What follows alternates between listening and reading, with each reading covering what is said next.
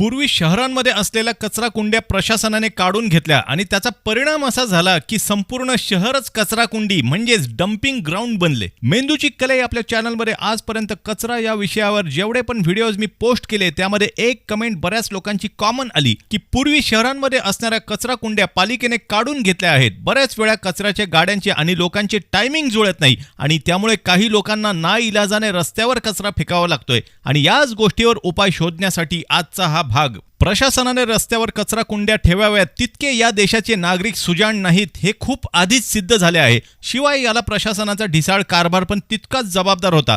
या दोन्ही गोष्टींचा फटका सर्वच लोकांना बसलाय. जरा आठवा तो काळ, त्या ओसंडून वाहणाऱ्या कचरा कुंड्या, त्यात तोंड घालून खाणारे प्राणी, त्यात कचऱ्याला आग लागायच्या किंवा लावायच्या घटना, शिवाय डास, माशा, दुर्गंधी यासारख्या समस्या आणि या सर्व गोष्टींचा परिणाम म्हणजे लोकांचे आणि प्राण्यांचे धोक्यात आलेले आरोग्य.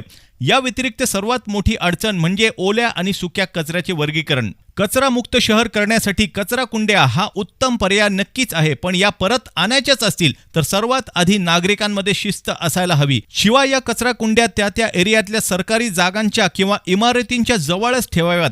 त्याचे कारण असे की कचऱ्यासंबंधी कोणतीही समस्या झाली तर नागरिकांना तक्रार करायची गरजच नाही. प्रशासनाच्या ढिसाळ कारभाराचा त्रास जेव्हा थेट प्रशासनात बसलेल्या लोकांना होईल तेव्हा त्यावर तातडीने उपाय होतील. शिवाय पारंपरिक कचरा कुंड्या न आणता अत्याधुनिक आणि सायंटिफिक कचरा कुंड्या आणाव्यात, जेणेकरून कुठल्याही प्रकारची दुर्गंधी किंवा संसर्ग त्यातून होणार नाही. जर माझ्यासारख्या अतिसामान्य माणसाला हे उपाय सुचवावे लागत असतील तर मग हे लाखो रुपये पगार घेणारे सरकारी इंजिनियर्स आणि अधिकारी हे नक्की कोणत्या गोष्टीचा पगार घेत आहे हा प्रश्नच आहे, नाही का? अपेक्षा आहे की ज्या दिवशी या कर्मचाऱ्यांच्या अकाउंटला त्यांचा पगार क्रेडिट होईल आणि तो पैसा वापरण्याआधी त्यांना माझे शब्द आठवतील आणि हे सर्वजण या कचरा मुक्त शहराची जबाबदारी घेतील. मित्रांनो, तुमच्याकडे कचरा मुक्त शहर करण्यासाठी आणखीन कोणत्या कल्पना असतील तर मला कमेंट करून नक्की सांगा.